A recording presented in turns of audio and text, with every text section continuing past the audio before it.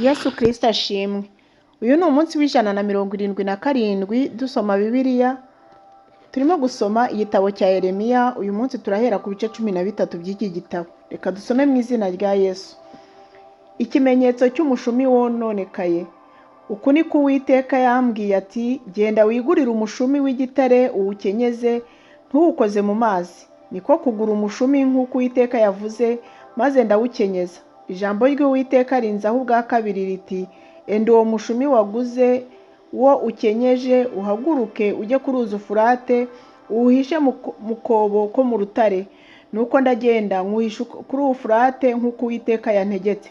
Hahise iminsi myinshi Uwiteka arambwira ati, haguruka ujye ku ruzi Ufurate, uhakure wa mushumi nagutegetse kuhahisha. Nuko njya kuri Ufurate ndacukura nkura uwo mushumi aho nari nawuhishe, ndebye nsanga umushumi warononekaye ari ntacyo kimaze.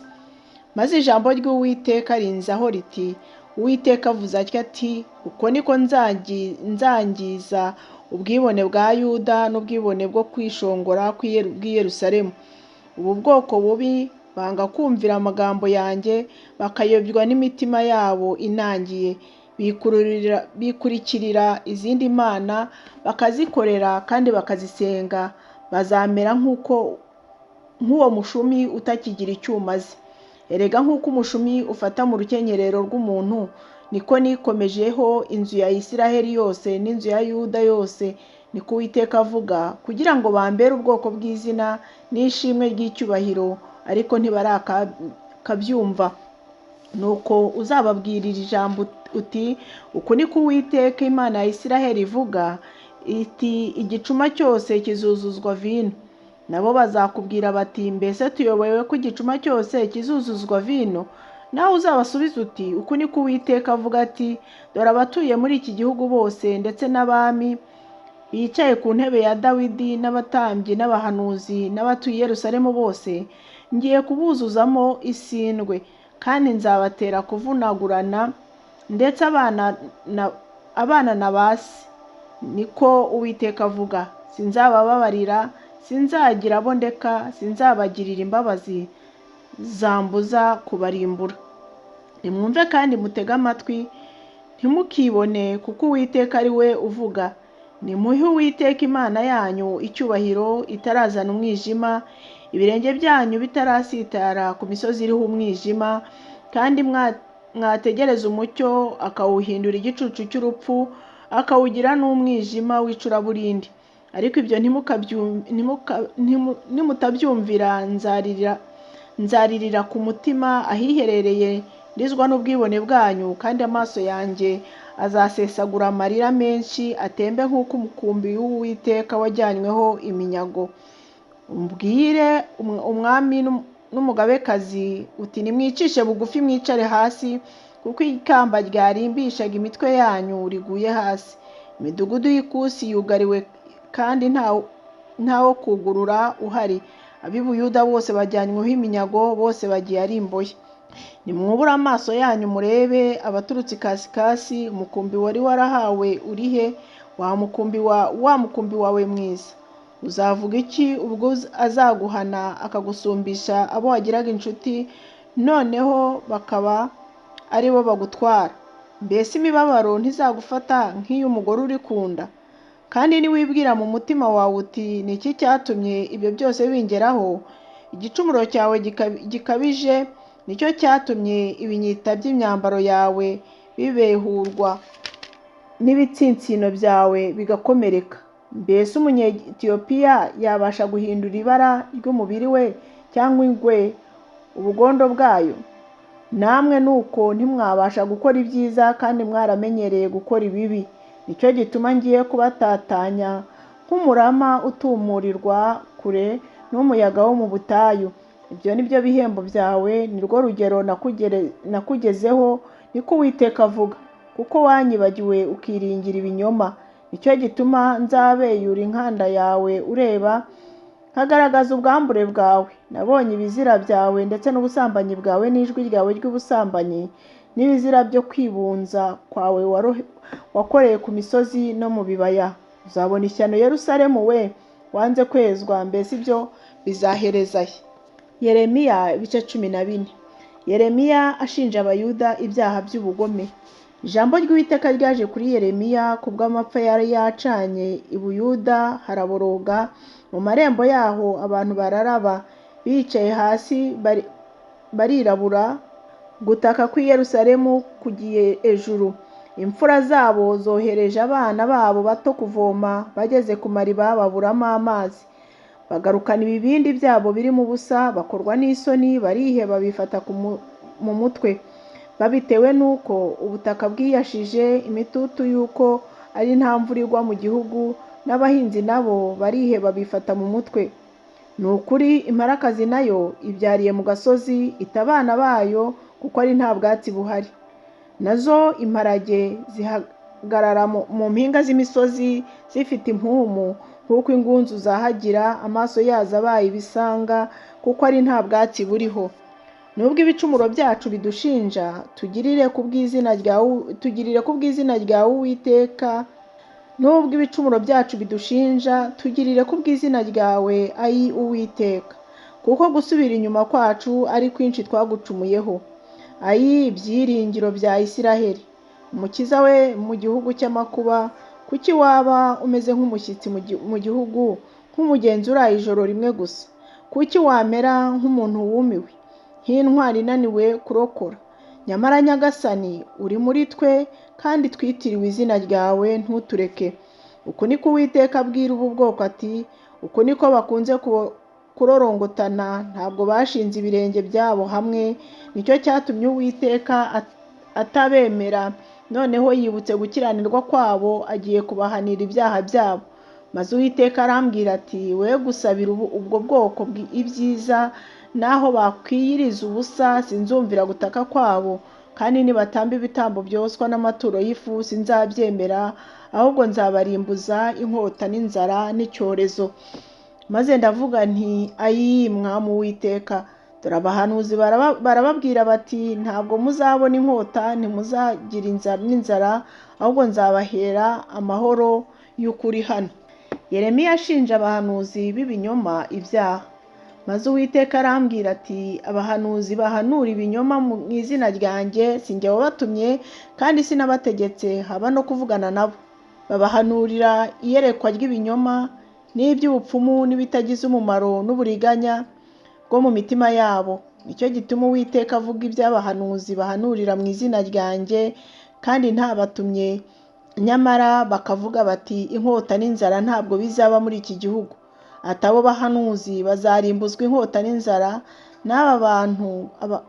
n'abantu abahanuzi bahanuriraga bazagwa mu nzira z'i Yerusalemu bazize inzara n'inkota, kandi ntibazabona gihamba, haba n'abagore babo n'abahungu babo n'abakobwa babo, kuko nzaba mbasutseho ibyaha byabo. Maze uzababwire iri jambo uti, amarira ahora atemba mu maso ku manywa na nijoro adatuza, kuko umwari w'ubwoko bwanjye yacitsemo icyuho gikomeye, n'uruguma rubabaza cyane. Iyo ngiye mu gasozi mpasanga abicishijwe inkota, kandi iyo ngiye mu murwa mpasanga abarembejwe n'inzara. Umuhanuzi n'umutambyi nabo bajarajara mu gihugu batagira icyo bazi. Mbese wanze Ubuyuda rwose? Umutima wawe wazinutswe i Siyoni? Kuki wadukubise tukabura urukiriro? Twategereje amahoro, ariko nta cyiza cyaje. Twategereje gukira, none haje kwiheba. Nyagasani, twemeye ibyaha byacu n'ibicumuro bya ba sogokuruza, kuko twagucumuyeho. Ntutuzinukwe, ugirire izina ryawe, ntukoze isoni ingoma y'icyubahiro cyawe. Ibuka we kwica isezerano wadusezeranije. Mbese mu bigirwamana by'abanyamahanga hari icyabasha kuvuba imvura? Mbese ijuru ubwaryo ryabasha kugusha imvura yamagira? Si wowe Uwiteka Mana yacu? Si cyo gituma tuzagutegereza, kuko ibyo byose ari wowe wabiremye. Yeremiya ibice 15. Abayuda bahanurirwa ibyago. Maze Uwiteka arambwira ati, nubwo Mose na Samweli bampagarara imbere, umutima wanjye ntabwo wakwerekeza kuri aba bantu. Ubankure mu maso bagende, nibakubaza bati tujye he, nawe uzababwira uti uku ni ko Uwiteka avuze ngo abakwiriye gupfa bapfe, n'abakwiriye inkota barimbuzwe inkota, kandi abakwiriye inzara bicwe n'inzara, n'abakwiriye kujyanwa ari imbohe bagendeho imbohe. Kandi nzabategekera uburyo bune bwo guhanwa, ni ko Uwiteka avuga: inkota yo kwica, imbwa zo gutanyagura, ibisiga byo mu kirere, n'inyamaswa zo mu ishyamba byo kugasha no kurimbura. Kandi nzatuma bateraganwa hirya no hino mu bihugu byose byo mu isi, mbahoye ibyo Manase mwene Hezekiya umwami w'Ubuyuda yakoreye i Yerusalemu byose. Ninde wakugirira imbabazi, Yerusalemu we? Cyangwa ninde wakuborogera? Cyangwa ninde wahindukira ngo agusuhuze? Uwiteka aravuga ati: waranyazwe, wasubiye inyuma, nicyo cyatumye nkuramburiraho ukuboko nkakurimbura. Ndarambiwe noneho guhora mbagirira imbabazi. Kandi nabagoshoje intara mu marembo y'igihugu, n'abiciye abana, narimbuye ubwoko bwanjye ntibarakangarukira ngo bave mu nzira mbi zabo. Abapfakazi babo bambereye benshi kuruta umusenyi wo ku nyanja, na ba nyina w'abasore nabateje umurimbuzi ku manywa y'ihangu, nabatunguje ubwoba n'umubabaro. Wabyaye barindwi arihebye ararabiranye, izuba rye rirenze butarira, yakozwe n'isoni no kumwara. Kandi abasigaye bo muri bo nzabarimburiza inkota imbere y'ababisha babo, ni ko Uwiteka avuga.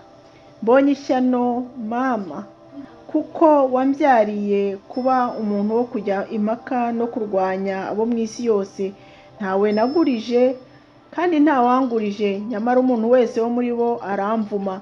Uwiteka aravuze ati: ni ukuri nzagukomeza ugubwe neza, ni ukuri nzatera abanzi bawe kukwisunga mu gihe cy'amakuba no mu gihe cy'umubabaro. Mbese hariho uwabasha kuvuna icyuma cy'ikasikazi n'umuringa? Ibintu byawe n'ubutunzi bwawe nzabitangaho iminyago, ari ntacyo biguzwe, babimareho mu ngabano zawe zose, ari ibyaha byawe byose nguhoye. Nzakunyuza mu gihugu utazi uri kumwe n'abanzi bawe, kuko umuriro wakijwe n'uburakari bwanjye wo kuzabatwika. Imana isezeranira Yeremiya kumurinda. Ayi Uwiteka, ni wowe ubizi. Unyibuke kandi unsure, umporere abandenganya kubwo kwihangana kwawe ntunkureho. Umenye yuko nababajwe ngatukwa ku bwawe. Amagambo yawe amaze kuboneka ndayarya, maze ambera umunezero n'ibyishimo byo mu mutima wanjye, kuko nitiriwe izina ryawe Uwiteka Mana Nyiringabo. Sinicaye mu iteraniro ry'abantu bishima bakanezezwa, ahubwo nicaye ubwanjye kubw'amaboko yawe, kuko wanyujujemo uburakari. Kuki mporana umubabaro, uruguma rwanjye rutavurika rukaba rwanze gukira? Mbese koko uzambera isoko ishukana, cyangwa nk'amazi akama? Nicyo gituma Uwiteka avuga ati: nugaruka nzakugarura kugira ngo uhagarare imbere yanjye, kandi ibishimwa nubivana mu bigawa uzaba nk'akanwa kanjye. Bazakugarukira ariko ntuzabagarukire, kandi nzakugira inkike yubakishijwe imiringa, ibe igihome gikingiye abo bantu. Nabo bazakurwanya ariko ntibazakunesha, kuko ndi kumwe nawe ngo ngukize kandi nkurokore, niko Uwiteka avuga. Nzakurokora nkuvane mu maboko y'abanyabyaha, kandi nzagukiza amaboko y'abateye ubwoba. Yeremiya ibice 16. Ibyago bizaza, amahoro n'umunezero bishire. Ijambo ry'Uwiteka ryanjeho riti: ahangaha ntuzahashakire umugore, kandi ntuzahabyarira abahungu n'abakobwa, kuko Uwiteka ariko avuga ku bahungu no ku bakobwa bahavukiye, no kuri ba nyina bababyaye, no kuri ba se bababyariye muri iki gihugu, ati: bazapfa urupfu rw'agashinyaguro, ntibazaririrwa kandi ntibazahambwa, bazarambarara hasi nk'amase, kandi bazarimbuzwa inkota n'inzara, n'intumbi zabo zizaba inyama z'ibisiga byo mu kirere n'iz'inyamaswa zo mu ishyamba. Uwiteka avuga ati: ntukinjire mu nzu, kandi ntukajye kuganya ngo baririre, kuko ubwo bwoko nabunyaze amahoro yanjye, ndetse n'ineza n'imbabazi zanjye nabibakuyeho, niko Uwiteka avuga. bose abakuru n'abato bazagwa muri iki gihugu, ntibazahambwa kandi ntabazabaririra cyangwa ngo babishishimurire, haba no kwimoza inkomborera ku bwabo, kandi ntabazamanyura umutsima wo guhumuriza abaririra abapfuye, ntabazabaha igikombe cyo kubahumuriza ku bwa ba se cyangwa ba nyina. Ntuzinjire no mu nzu y'ibirori kwicarana nabo ngo urye kandi unywe, kuko Uwiteka Nyiringabo Imana ya Isiraheli ivuga iti, dore aha hantu ngiye kuhoza ijwi ryo kwishima n'ijwi ry'umunezero, ijwi ry'umukwe n'ijwi ry'umugeni, mbikore mureba mukiriho.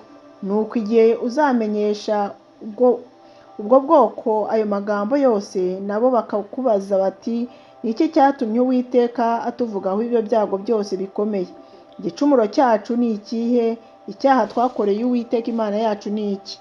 Maze nawe uzabasubize uti, Uwiteka aravuga ati, byatewe n'uko ba so banyimuye bagakurikiza izindi mana, bakazikorera, bakazisenga, bakanyimura, ntibakomeze amategeko yanjye. None namwe mwarushije ba so gukora ibyaha. Dore umuntu wese wo muri mwe ayobywa n'umutima we mubi unangiye, bigatuma mutanyumvira. Nicyo gituma ngiye kubohera mbavane muri iki gihugu, mukajya mu gihugu mutazi, ari mwe haba na ba so. Niho muzakorera izindi mana ku manywa na nijoro, kuko ntazabagirira imbabazi. Uwiteka aravuga ati, nuko dore iminsi izaza ubwo batazongera kuvuga ngo ndahiye Uwiteka uhoraho wavanye Abisiraheli mu gihugu cya Egiputa, ahubwo ngo ndahiye Uwiteka uhoraho wavanye Abisiraheli mu gihugu cy'ikasikasi no mu bihugu byose yari yarabatatanirijemo, kandi nzabagarura mu gihugu cyabo, icyo nari narahaye ba sekuruza. Dore ngiye gutumira abarobyi benshi, niko Uwiteka avuga, nabo bazabaroba. Hanyuma y'ibyo nzatumira abahigi benshi, bazabahiga ku musozi wose no ku gasozi kose no mu masenga yo mu bitare, kuko amaso yanjye ari ku nzira zabo zose ntizihishe nkazireba, n'ibyaha byabo ntibihishwe imbere yanjye. Icyaha cyabo n'igicumuro cyabo nzabanza mbibahembere kabiri, kuko igihugu cyanjye bacyandurishije intumbi z'ibintu byabo nanga urunuka, umwandu wanjye bakawuzuzamo ibizira byabo. Ayi, Uwiteka mbaraga zanjye n'igihome cyanjye n'ubuhungiro bwanjye, ku munsi w'amakuba amahanga azakuzaho aturutse ku mpera z'isi, avuga ati, icyo ba sogokuruza bazunguye ni ibinyoma gusa, ni iby'ubusa, ni ibintu bitagira umumaro. Mbese umuntu yakwiremera imana zitari imana? Dore noneho ngiye kubamenyesha, ni ukuri ngiye kubamenyesha ukuboko kwanjye n'imbaraga zanjye, nabo bazamenya yuko izina ryanjye ari Yehova. Imana ibahe umugisha. Tuzakomeza ejo dusoma duhere ku gice cya 17. Mugire umunsi mwiza.